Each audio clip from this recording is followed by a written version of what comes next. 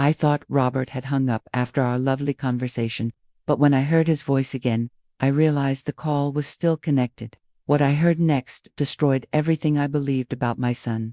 It was a quiet Tuesday evening in March, and I had just finished my dinner alone at the kitchen table, where I'd raised Robert for so many years. The phone had rung at 7:30, and seeing his name on the caller ID always made me smile. He was calling from his business conference in Dallas, sounding tired but caring as always. We'd had such a warm conversation. He asked about my day, whether I'd seen the neighbors, and how I was feeling. He even asked if I needed anything from Dallas, which made my heart swell with gratitude for having such a devoted son. After everything I'd sacrificed to raise him as a single mother, moments like these reminded me it had all been worth it. "Love you, Mom. Talk tomorrow," he'd said, and I heard what sounded like his phone being set down on a table. I was about to hang up myself when I heard voices in the background. Something made me freeze. The call was still connected. My finger hovered over the red button on my phone, but curiosity and a growing sense of dread kept me listening. That's when I heard Megan's voice, clear as day, through the speaker. "Did you tell her about the assisted living idea yet?" My blood turned cold. Assisted living. What was she talking about? Then came Robert's voice. The voice of the son I'd worked double shifts to put through college. The son I'd given everything to protect and nurture. Not yet.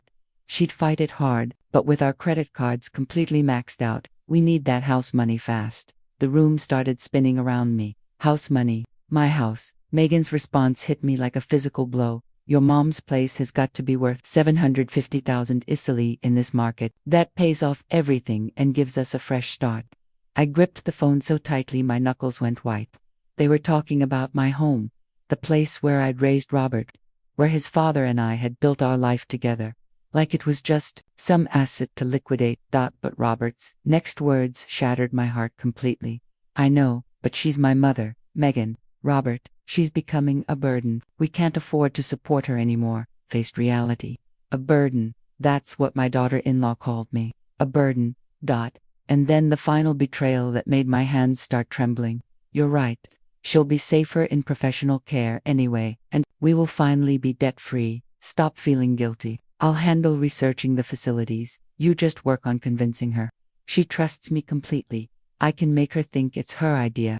The phone slipped from my fingers and clattered onto the kitchen table. I sat there in the silence of my empty house, the house they wanted to take from me, feeling like everything I'd believed about my son had just crumbled to dust.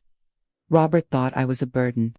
He was planning to manipulate me into giving up my home so he could pay off his debts. He was going to make me think warehousing me in some facility was my own idea. The boy I'd loved unconditionally, the man I'd sacrificed everything for, saw me as nothing more than a financial solution to his problems. I sat there for what felt like hours, staring at the kitchen where I'd packed his school lunches every morning, where I'd helped him with homework every night, where I'd celebrated every achievement and comforted every disappointment. They had no idea what they'd just done. They had no idea who they were dealing with, and they had no idea what was about to happen when they got back from Dallas. Before we continue, please leave a comment telling us where you're watching from, and subscribe to the Still Got It channel. We're creating a community of incredible women who know that our best chapters can happen at any age. Now, back to the story. My name is Dorothy Sullivan. I'm 68 years old, and I live in Orlando, Florida, in the same house where I raised my son Robert, as a single mother. That phone call changed everything. But to understand why what happened next was so devastating, you need to know who Robert used to be to me, and who I thought I was to him. I became a single mother when Robert was just 8 years old. His father left us for a younger woman, and suddenly I was alone with a little boy who kept asking when Daddy was coming home. I worked as a bank teller at First National, but one income wasn't enough. So, I took a second job cleaning offices, at night, while other mothers were tucking their children into bed. I was emptying trash cans and vacuuming carpets so Robert could stay in his school and keep his friends. I remember those years so clearly. I'd wake up at 5 o'clock in the morning to pack his lunch, drive him to school, work at the bank all day, pick him up from after-school care, help him with homework, make dinner, and then head out to clean offices until midnight. I was exhausted constantly, but every time Robert smiled or showed me a good grade or scored a goal in soccer, I knew it was worth it. When Robert was in high school, He wanted to go to private school like some of his friends. The tuition was enormous for someone like me, but I couldn't bear to disappoint him. So, I worked overtime every weekend for 4 years, picking up every extra shift the bank offered. I ate peanut butter sandwiches for lunch and mended my clothes instead of buying new ones. Robert got his private school education, and I was so proud watching him graduate. Then came college. Robert was smart and determined, and he deserved every opportunity. The state school would have been manageable, but he wanted to go to a prestigious university out of state. The costs were staggering, but I'd already sacrificed so much. What was a little more? I took out loans, worked holidays, and even sold my mother's wedding ring to help cover his expenses. For years, and over $100,000 later, Robert walked across that stage to get his degree. I cried tears of joy in that audience, knowing I'd given him the foundation for a successful life. When Robert met Megan during his first job, I was thrilled he'd found someone who made him happy. They dated for 3 years, and when they got engaged, they wanted what Megan called a dream wedding. The venue alone cost more than I made in 6 months. But how could I say no? This was my son's happiness we were talking about. I dipped into my retirement savings and took on extra work to help them have the perfect day after they got married. Robert and Megan started looking for their first house. Real estate prices in Orlando had gotten crazy, and they were struggling with the down payment. When Robert asked if I could help them get started, of course, I said yes. I gave them $50,000 from the life insurance money I'd received when my husband passed away. Seeing them in their own home, starting their family life together, felt like the culmination of everything I'd worked for. What Robert didn't know was that the life insurance payout had been much larger than he realized. My late husband had been very careful about our financial planning, and his policy was substantial. Between that money and my decades of careful saving from my banking career, I was actually quite comfortable. But I'd always lived modestly. I drove my old Honda until it couldn't run anymore, shopped with coupons, and kept my expenses low. Robert assumed I was living paycheck to paycheck on my retirement income, and I never corrected that impression. In recent months, Robert had been asking for more help. First, it was assistance with a car repair, then help with utilities when Megan was between jobs, then emergency money when their credit cards got too high. Each time, I said yes, without hesitation. That's what mothers do. That's what love means. You help your children when they need you. I noticed Robert seemed more stressed lately, and our conversations had started focusing more on my expenses and my big house. Megan would make comments about me rattling around in all that space, or mention how overwhelming it must be to maintain everything. They asked questions about my monthly bills, my insurance, and whether I was managing okay with my finances. I thought they were being caring and concerned. I thought they were worried about their aging mother living alone in Florida. When Robert announced this business conference in Dallas and said Megan was going to join him for a little vacation afterward, I even offered to pay for her flight. I wanted them to have some time together, and I knew money was tight for them. I was so proud of the man Robert had become, successful in his career, devoted to his wife, still calling his mother regularly to check on her. When friends at church would complain about their ungrateful children, I'd count my blessings for having such a loving son. The night before they left for Dallas, Robert came over to check on me and make sure I had everything I needed while they were gone. He seemed distracted and mentioned they had some big decisions to make about their future. I assumed he was talking about his career, or maybe starting a family. I hugged him goodbye and told him how proud I was of him, how grateful I was to have such a wonderful son who still cared about his mother. 3 days later, I was sitting in that same kitchen where I'd raised him, where I'd sacrificed so much to give him every opportunity, listening to him call me a burden and plan to manipulate me out of my home so he could pay off his debts. That's when I realized that everything I thought I knew about my son, everything I believed about our relationship, had been a complete illusion. Looking back now, I can see the warning signs I missed. The change in Robert didn't happen overnight. It was gradual, like watching someone you love slowly transform into a stranger. It started about a year ago, when Robert lost his job at the marketing firm. At first, I was sympathetic. The economy was tough, and layoffs were happening everywhere. When he called to tell me the news, he sounded devastated, and my heart broke for him. Of course, I wanted to help however I could. "Mom, I hate to ask," he said during that first phone call after the layoff, "but could you help us with the car payment this month? Just until I find something new." Without hesitation, I transferred the money to his account. $450 felt like nothing compared to my son's peace of mind. I told him not to worry about paying it back, that family helps family, but 1 month turned into 2, then 3, then 4. Robert was interviewing constantly, but nothing seemed to work out. Meanwhile, the requests for help kept coming. First, it was the car payment. Then, it was utilities when their electric bill got too high. Then, it was groceries when Megan's part-time job hours got cut. Each time, Robert called, he sounded more desperate and ashamed. "Mom, I'm so embarrassed to ask again, but we're really struggling. Could you help with the insurance payment? I promise this is temporary." What kind of mother says no to that? I kept transferring money, kept reassuring him that everything would work out, kept telling him not to feel bad about asking for help. By the end of the first year, I was covering most of their major monthly expenses. But something else was changing too. Robert's calls became less about catching up and more about my finances. He'd ask questions that seemed caring on the surface, but felt different somehow. "Mom, are you managing okay with all your bills?" he'd ask. "That house is getting pretty expensive to maintain, isn't it? Property taxes, insurance, upkeep. It must be overwhelming." Or Megan would chime in during family dinners. "Dorothy, you're rattling around in all this space. Don't you ever feel lonely here? It's so much work for one person." They started bringing up my age more frequently, making comments about how I was getting older and how they worried about me living alone. Robert would mention news stories about elderly people falling at home or forgetting to turn off appliances, always with this concerned tone that made me feel like he was genuinely worried about my safety. "Mom, what if something happened to you and nobody found you for days?" he'd say. "We live 20 minutes away, but that's still 20 minutes too far if there's an emergency." I appreciated their concern, but it also made me feel diminished somehow.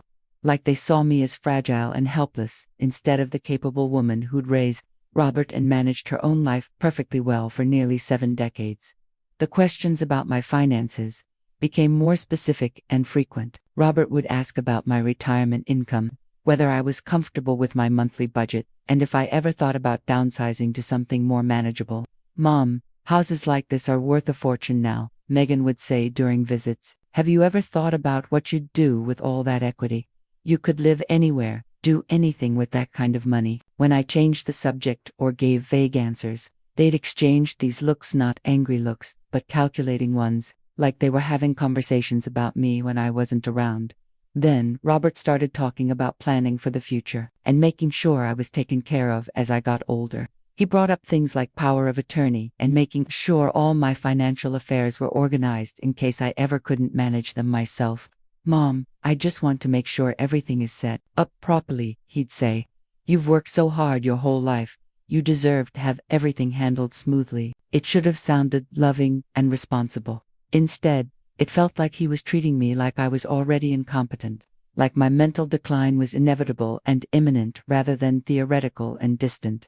The most uncomfortable conversations happened when they'd visit and walk around my house, making comments about how much space I had, how many bedrooms were sitting empty, and how expensive it must be to heat and cool such a large place. "Mom, you could live like a queen in one of those nice senior communities," Megan would say. "Imagine not having to worry about maintenance or yard work or any of that, just enjoying your retirement." When I'd protest that I loved my home and had no interest in moving, they'd back off quickly. But I could see the frustration in their eyes, like I was being unreasonable or stubborn instead of expressing my preferences about my own life. The breaking point came 3 weeks before their Dallas trip. Robert called with what he described as a financial emergency. Their credit cards were maxed out. He still hadn't found steady work, and they were facing some kind of crisis that required immediate help. "Mom, I hate to ask," he said, "but could you loan us $15,000? I know it's a lot, but we're really in trouble here. I promise we'll pay you back as soon as I get back on my feet." $15. It was more than I'd ever given them at once, but Robert sounded genuinely panicked. I transferred the money that same day, but something felt different about that conversation. Robert seemed less grateful and more entitled somehow, like he expected me to solve their problems, like it was my responsibility to bail them out of whatever financial mess they'd created. When I mentioned the transfer to my neighbor Ruth Martinez the next day, she gave me a look I didn't like. "Dorothy, honey," she asked gently, How much are you giving them each month? When I added it up, out loud, even I was shocked. Between the car payment, utilities, insurance, groceries, and emergency requests, I was supporting Robert and Megan's entire lifestyle. They weren't living on Robert's unemployment benefits or Megan's part-time income. They were living on my money. Ruth, they're struggling, I said, defending my choices. Robert's having trouble finding work, and they're young. I can afford to help them. Ruth's expression was skeptical. Dorothy, Robert's been looking for work for over a year. At what point does temporary help become permanent support? I didn't want to hear it, but her words stayed with me.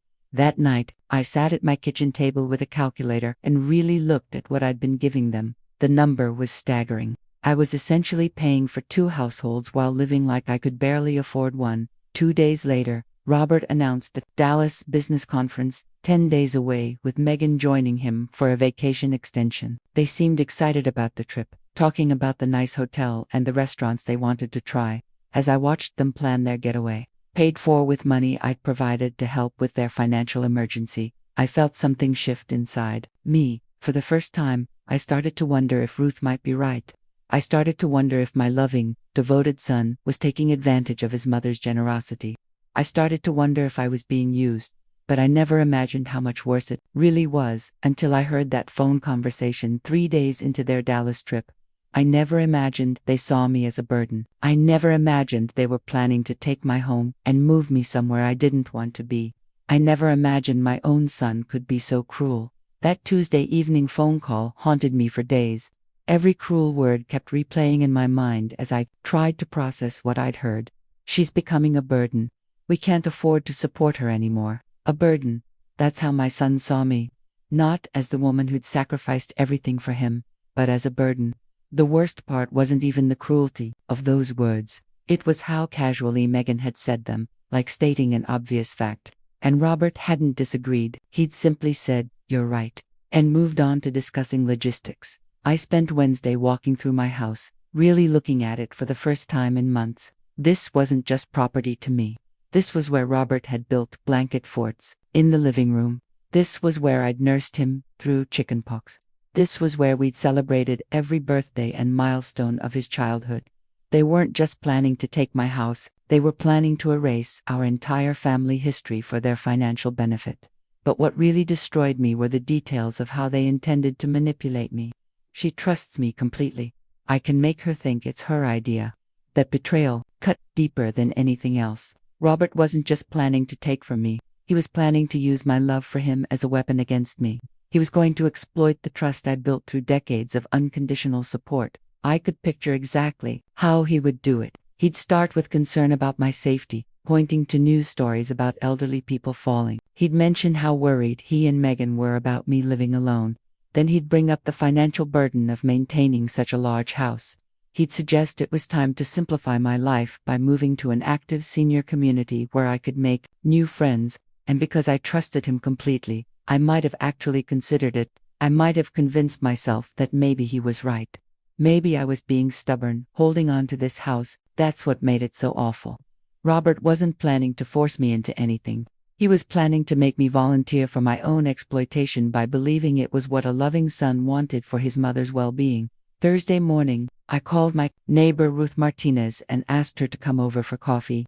I needed to talk to someone. "Ruth, if I tell you something, will you promise to give me your honest opinion?" I asked. I told her everything. The phone call, the conversation I'd overheard, the assisted living plan, the house sale. Ruth's expression grew darker with every detail.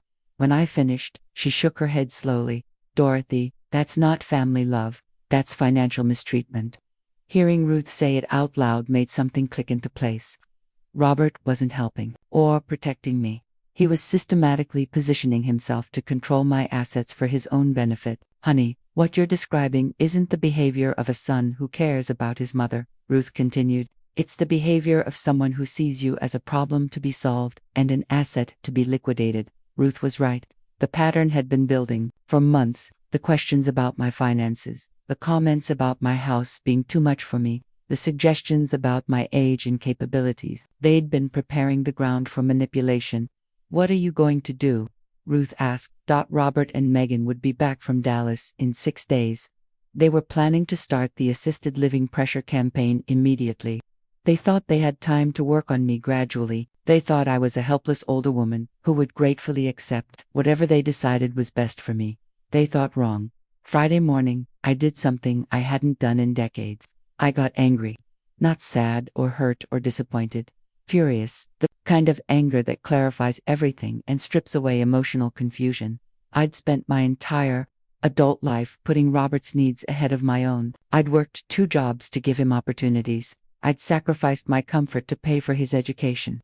I depleted my savings to fund his wedding and house down payments. Even recently, I'd been supporting his entire lifestyle. And this was how he repaid me, by planning to manipulate me out of my home so he could pay off debts from his own poor decisions. I'd raised him better than this. I taught him about honesty, respect, and treating people with dignity. Somewhere along the way, those lessons had been forgotten. Robert had decided his financial problems mattered more than my autonomy, more than my right to make decisions about my own life. He decided I was a burden. Well, if I was a burden, then maybe it was time for them to learn how to carry their own load. Saturday morning, I sat at my kitchen table and really thought about my situation for the first time in months. Not as Robert's mother, not as someone who needed to solve his problems, but as Dorothy Sullivan, a capable woman with her own life and rights. I thought about my late husband and what he would say. He'd always been protective, always insisted I stand up for myself. Dorothy, he used to say, being kind doesn't mean being a doormat. People will treat you exactly as well as you insist they do. I'd forgotten that lesson. I'd confused being a loving mother with being an endless source of financial support. I'd mistaken enabling Robert's irresponsibility for helping him succeed. But I wasn't helpless. I wasn't confused or incompetent. I was a former bank teller who understood financial planning better than Robert ever would. I owned my house outright.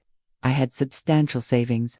I was completely independent and capable of making my own decisions.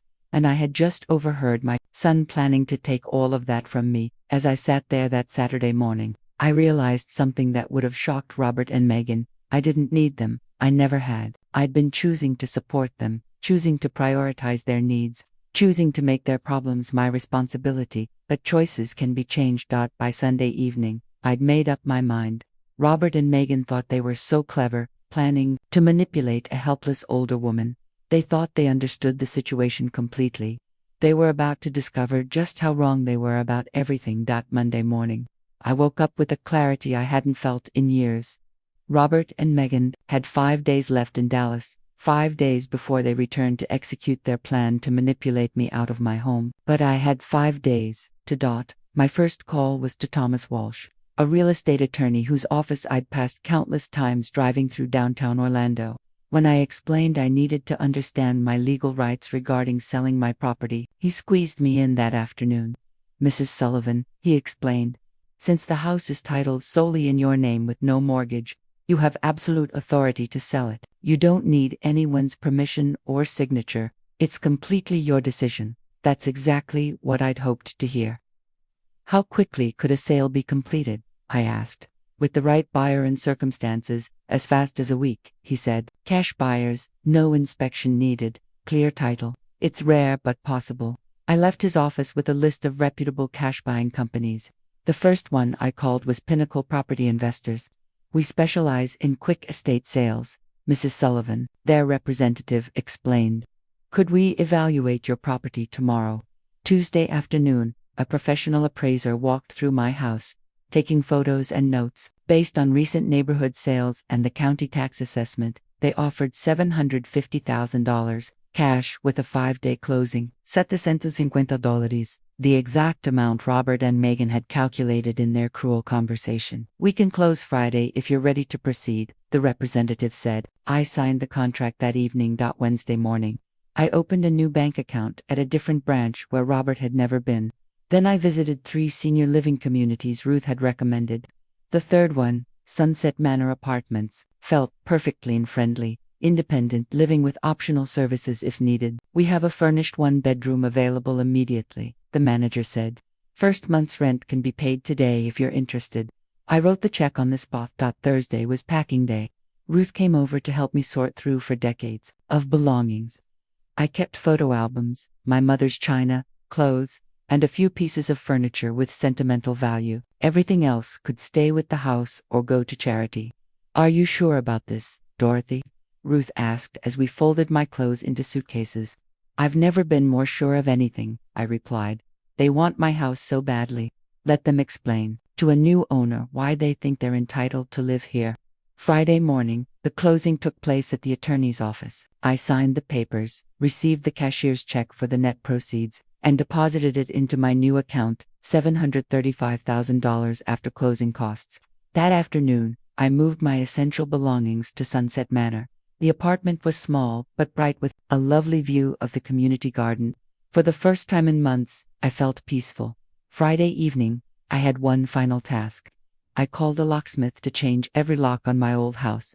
Then, I went inside one last time and placed an envelope on the kitchen counter where Robert and Megan would be sure to find it. The letter I'd written was simple and direct. Dear Robert and Megan, if you're reading this, you know the house has been sold. I heard every word of your conversation on Tuesday night, when Robert forgot to hang up his phone.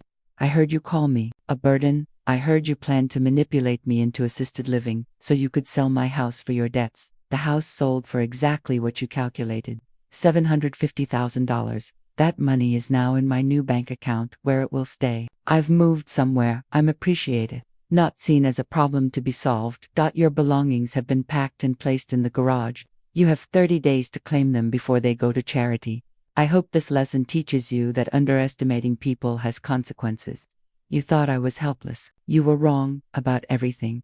Love. Mom. Saturday morning, I woke up in my new apartment, made coffee, and read the newspaper in my sunny kitchen. Robert and Megan would be flying home that afternoon, expecting to return to their old life and begin working on their helpless mother. Instead, they'd find changed locks, a sold house, and the devastating realization that their financial problems were now entirely their own responsibility. I felt no guilt, only relief. For the first time in over a year, I wasn't worried about anyone else's bills or crises or poor decisions. I was free to live my own life, make my own choices, and spend my own money as I saw fit. Robert had called me a burden, but as I sat in my peaceful new home, I realized he'd been projecting. He was the one who'd become a problem, constantly draining my resources while contributing nothing but stress and manipulation. Now, he'd have to learn to stand on his own 2 feet. It was a lesson that was long overdue.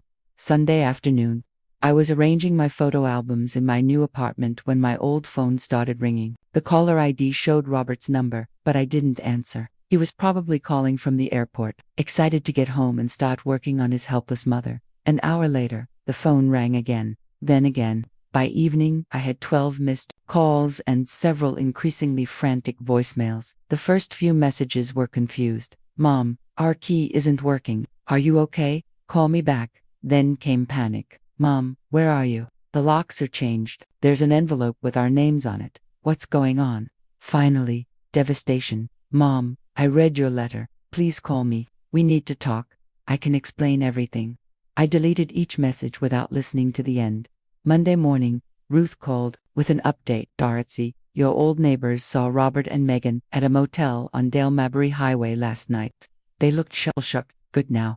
They knew how it felt to have your security ripped away without warning. The calls continued all week. Robert left increasingly desperate messages about needing to work this out and find a solution. Megan left crying voicemails claiming there had been a misunderstanding, but there was no misunderstanding. I'd heard exactly what they thought of me. Exactly what they planned to do to me, in their own words. By Wednesday, Ruth reported that Robert had called her, begging for my new address or phone number. She'd refused, of course, but she said he sounded completely panicked. He kept saying their credit cards are maxed out and they can't afford to stay in hotels much longer. Ruth told me he asked if I knew where you'd moved. Said he just wanted to apologize.